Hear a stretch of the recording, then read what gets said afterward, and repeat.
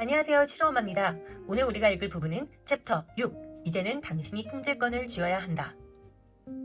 1985년도에는 로버트 키요사키와 그 아내 킴은 노숙자였대요. 당시 정말 갈 데가 없을 때 친구들과 친척들이 이들의 처지를 이해하고 살 곳을 이렇게 빌려주곤 했다 그러는데, 그때 빌려주면서 하는 첫 마디가 다 직장을 구하지 그래? 이렇게 물어봤대요. 근데 이 사람들은 이 부분은 그들에게 어떤 설명과 그들을 설득시키려고 하지 않았대요. 왜냐? 너무 설득시키기 어려웠던 거죠. 그들을 이해시키긴 너무 어려웠다라고 얘기를 합니다. 인정하건대 극도의 불안감이 몰려들 때면 봉급이 꼬박꼬박 나오는 안정된 직장에 마음이 끌리기도 했다고 얘기합니다. 그렇지만 그들이 추구했던 것은 안정적인 직장이 아니었기 때문에 재정적 나락의 끝에서도 하루하루 버텨나갔대요. 그들이 추구했던 건 뭐예요? 바로 재정적 자유였습니다. 그러고 4년 뒤 1989년 우리는 백만장자가 되었다라고 얘기를 합니다. 저 여기서 너무 충격받았어요. 4년 만에 어떻게 노숙자에서 백만장자가 되었을까? 정말 이 사람의 이 책을 내가 완전히 덮어야 되겠다, 이런 생각이 들었던 것 같습니다. 보면 처음부터 돈이 있어서 그렇게 된 게 아니었대요. 돈이 하나도 없었고 심지어는 빚이 있었다고 얘기를 하고 있습니다. 그리고 훌륭한 어떤 정규교육 역시 필요하지 않았대요. 너무나도 공감하시죠? 열심히 일한다고 부자가 되는 것은 아니다라는 것입니다. 땀 흘려 열심히 노력하면 잘 살 수 있다. 이건 또 무슨 헛소리인가? 진짜 비극은 대부분의 사람들이 이 말을 믿도록 세뇌되어 왔다고 얘기합니다. 주위를 둘러보시래요. 평생 열심히 일하고도 최저 생활 수준을 간신히 넘는 삶을 살면서 또 불만과 고통에 시달리는 사람을 본 적이 있는가? 묻고 있습니다. 너무 많죠. 정말 저희 가족부터 시작해서 저희의 친척분들, 친구들, 열심히 살았지만 열심히 산 것에 비해서는 정말 생활 형편이 훌륭하진 않다, 이렇게 말할 수 있는 주변 사람들이 너무나도 많은 거죠. 열심히 일하면 성공한다는 것은 정말 근거 없는 통념일 뿐이라고 얘기를 하고 있습니다. 그렇지만 오해하지 말래요. 부를 구축하고 재정적 자유를 얻는 데 노력이 필요 없다는 얘기가 아니랍니다. 당연히 노력은 필요하죠. 그렇지만 그것도 아주 많은 노력이 필요하다고 얘기를 합니다. 부를 쌓기 위해서는 노력이 필요합니다. 그렇지만 문제는 어떻게, 핵심이죠. 어떻게 노력할 것인가를 고민해야 한다고 얘기합니다. 로버트 키요사키가 초창기에 썼던 부자 아빠, 가난한 아빠에서 이 64페이지의 내용이 좀 더 자세하게 나오는데요. 오늘은 간략하게만 얘기를 하면 열심히 번 돈은 결국 지출하게 되고, 그러고 나면 또다시 열심히 일할 수밖에 없다. 우리가 해야 할 것은 바로 통제권을 손에 넣어야 한다. 무슨 통제권일까? 바로 당신이 주도적인 지배권을 갖고 통제할 수 있는 것이 있대요. 바로 그게 수입이 들어오는 원천이라고 얘기를 하죠. 제가 여기 썼죠? 어렵다. 너무 어렵다.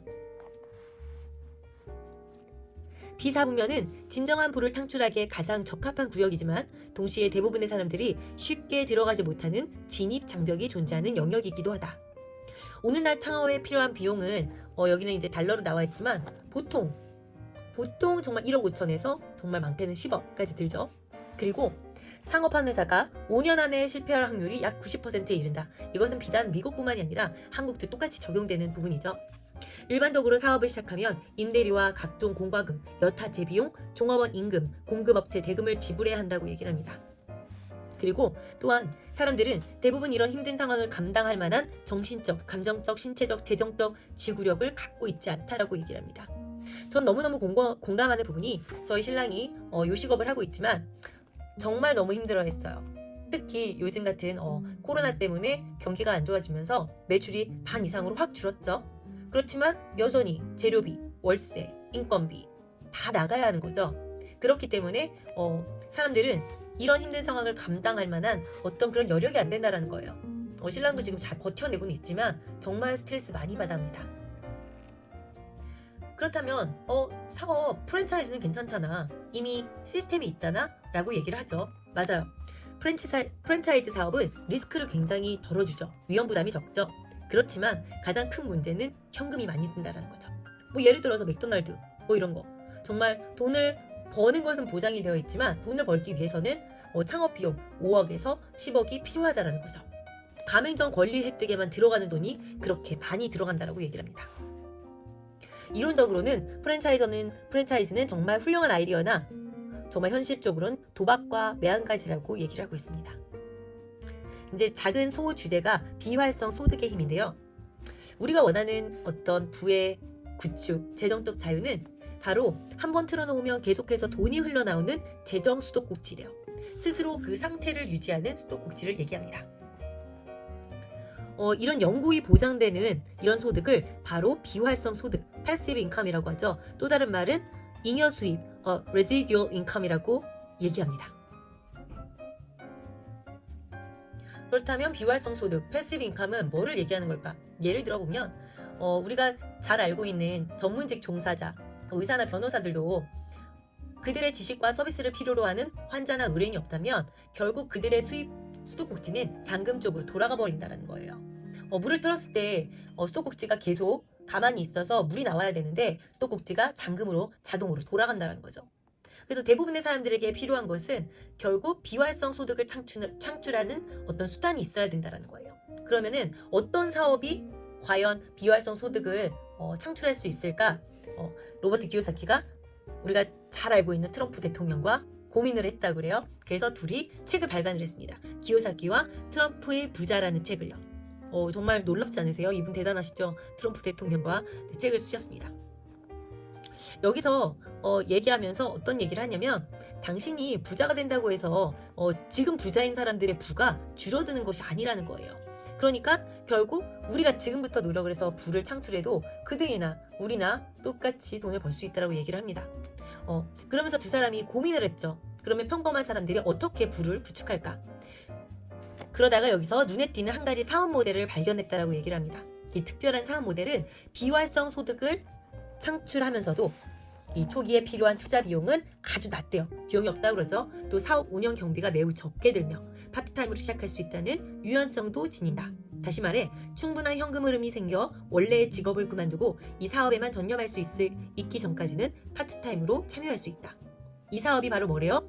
우리 한국 사람들이 굉장히 선입견을 가지고 있는 네트워크 마케팅이라고 얘기를 합니다. 제가 여기다 뭐라고 써놨어요? 이거 진짜야? For real? No way. 말도 안 돼. Let me take a look. 제가 한번 그러면 알아봐야 되겠다. 이런 생각이 들었던 거죠. 이렇게 저희가 챕터 1을 읽으면서 우리가 많은 이야기를 해왔잖아요. 결국 로버트 기요사키는 이 현금 흐름 사부면에 대해서 얘기를 하면서 멈추지 않는 소득의 원천을 우리가 주도권을 가지고 있어야 된다라고 얘기를 하면서 그러면은 평범한 사람들이 돈이 없는 사람들이 어떻게 하면 정말 멈추지 않는 돈의 흐름을 가지고 갈 수 있을까? 그게 바로 네트워크 마케팅이라고 얘기를 합니다. 아마 이쯤 되면은 말도 안 돼. 저처럼 여기 말도 안 돼. 이러시는 분들 계실 것 같아요. 챕터 2에서부터는 네트워크 마케팅의 8가지 자산에 대해서 얘기를 합니다. 네트워크에 대해서 조금 디테일하게 얘기를 해보도록 할 거예요. 여기까지 챕터 1이었고요. 앞의 영상과 함께 이 책을 계속해서 읽으셨다면 이제는 정말 고민해봐야 될 때인 것 같아요. 네트워크를 해야 할 것인가 말아야 될 것인가. 이제 저랑 앞으로 챕터 2와 3까지 읽으면서 결정을 하시면 좋을 것 같습니다. 저는 그럼 내일 다시 챕터 2로 2부로 돌아올게요. 안녕.